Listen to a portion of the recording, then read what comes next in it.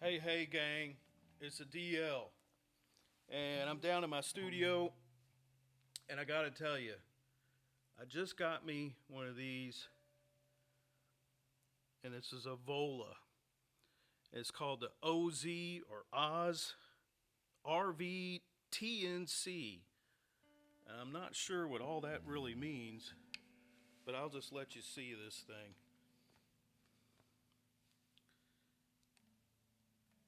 All right, I'll just, and here, let me play just a little bit of it real quick.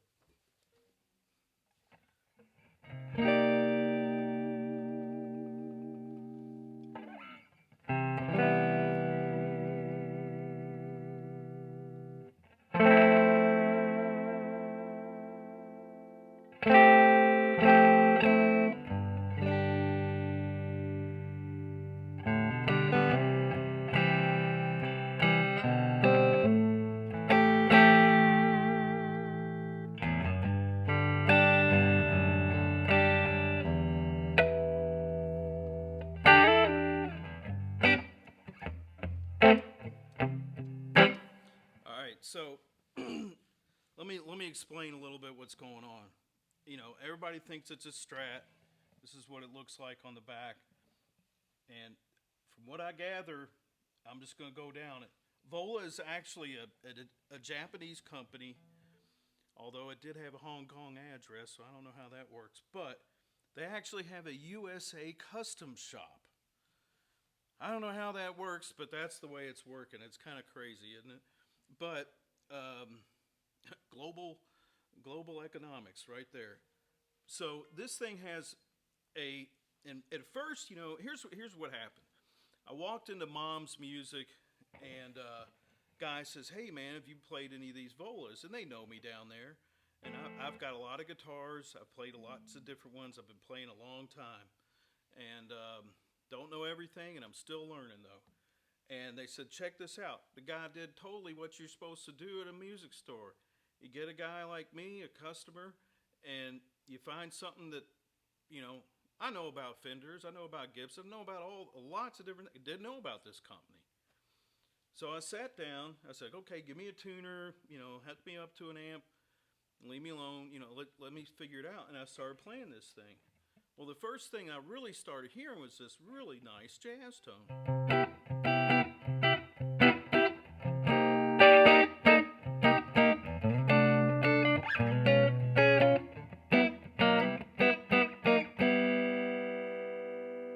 And I can roll a little treble down to.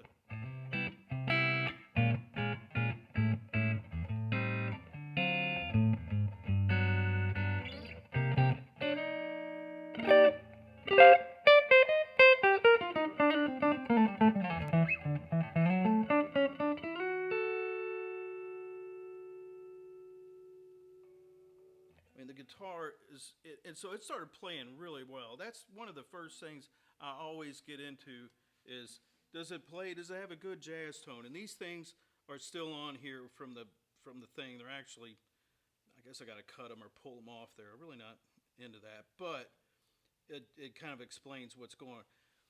All right, so here's the basics. This thing is a flame maple that is actually chosen from the USA shop. They chose that and then sent it over for this factory in Japan to make.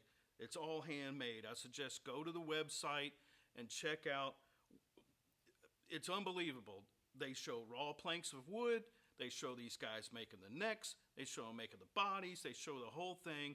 It's right there. They got white gloves on, and almost, I think they even have lab coats on, maybe. I don't know. Maybe that's for the film, but this is all Go-To hardware.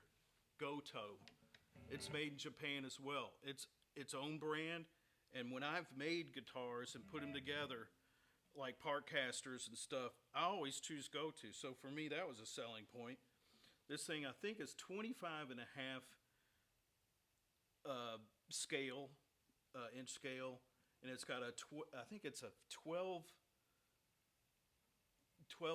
radius on the fretboard. But the fretboard to me almost looks like it kind of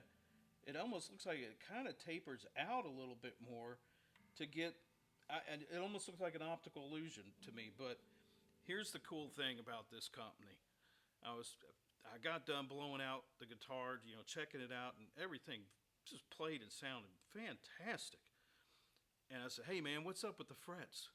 I said, "Is that stainless steel frets on there?" And sure enough, these are stainless steel frets. And I got to tell you, I don't see that on very many manufacturers at all. They'll always put nickel or something on there. When you buy it, you get stainless steel frets. So, and you also get this as a all mahogany back. It is bolted on, which a lot of people think that's doesn't have as much sustain as that's a misnomer. That's a wives' tale. It has as much sustain as a regular glued-in neck pocket, in my opinion. How they get that, I don't know, but I can tell you that the neck pocket on here is killer. I could tell that thing. And here's another thing: when it first came up to me, and I didn't like the reverse headstock too much. I was like, man, that's a heavy metal thing. You know what? No, it's not. It's an advent. Look what it does. What it does is it gets rid of string trees. When you have the smallest guy down here, he doesn't need the string tree. I think it's amazing. Now, does it really matter? Does it make a tonal difference? I don't know, but when it's going straight to the peg, a string tree, they've got to run it through there, because if not, it won't stay down enough so you can wind it. It's also got locking tuners on it, so there's nothing to upgrade. Also, the cool thing about this too is the pickups are proprietary by them. They didn't outsource to another company, and they're made and wound at the shop, at the manufacturer, every one of them. And this is some kind of humbucker. That's a humbucker. That's single coil, obviously. You can split this one. You can split this pickup, and if you have any of this engaged on the back end, you can add the neck pickup. So theoretically, you can have all three pickups going on. That's really amazing when you think about it. So I guess you're going to have to be, but other than that, this all functions as a standard 5-way switch. So the first one goes to the neck, the next position goes to these two, just like a Strat. This one is that open, that is this, and all the way down is just that. Now, if you want to split this down here, then you pull up on that, and it coil taps that. I don't know if it coil taps this one. We'll find out when I start playing. There's so many options, it's ridiculous. Now, if you're on this setting, which is this two, which are these two, I think if you pull this one up, the whole thing is so. Yeah, so you pull this up, it adds all of them. So I don't know, if I need all that. The tremolo is great. It feels great. It's pretty. It's not stiff. I'm sure you could adjust it, add more springs or whatever you need, but it's coming out of the factory to me fine. That's another thing. When I did talk to the people at the store, they said that they don't have to really set these guys up. They don't have to send them back.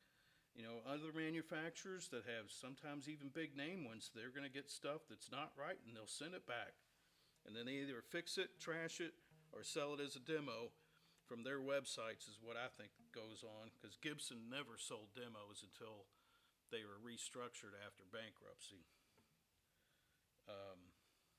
That's a different thing. It also probably shows you how the market is just so competitive. Another cool thing about this guitar is it balances great. I can play it cradled in this position, and it's fine. I don't have to raise my leg, and I can play it here. And guess what? It doesn't do this. It doesn't do that. It slays right there. It's just fantastic. So I'll just play a little bit. You can hear it.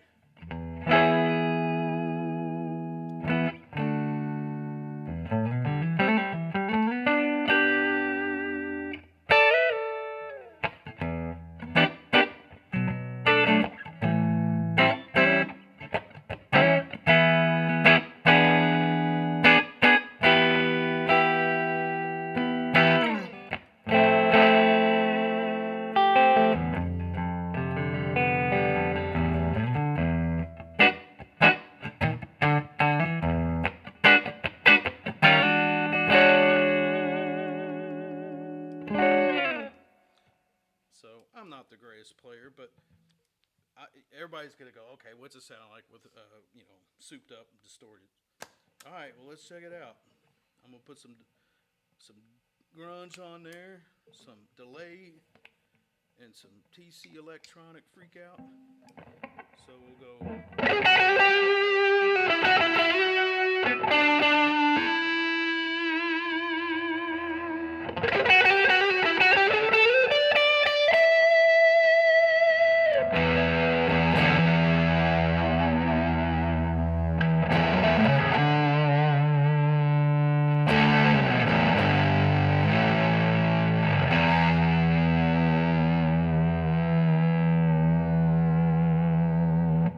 So let's go to the bridge. I was on this earlier before I started.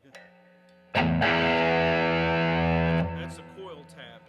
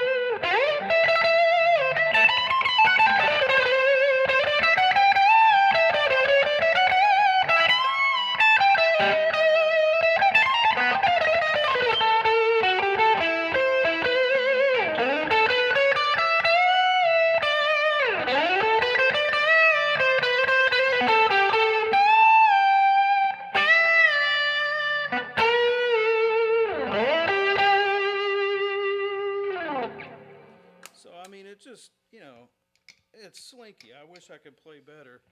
I'm really not the great demo guy. I can talk about it. So that's the coil tap right there. And that sounds great for just a coil tap on a come on.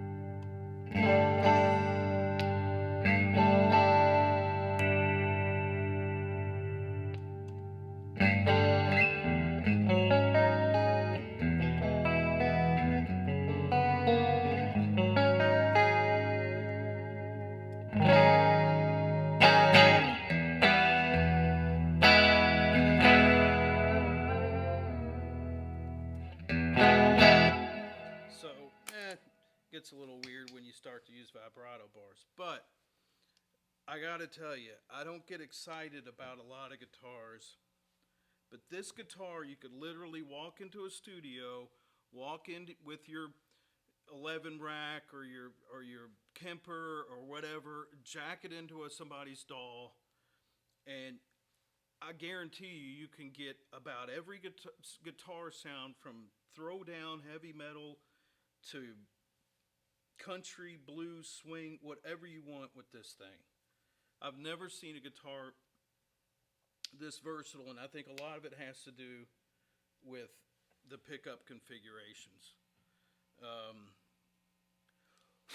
It's just, I can't say much more about it. It really is a fantastic instrument.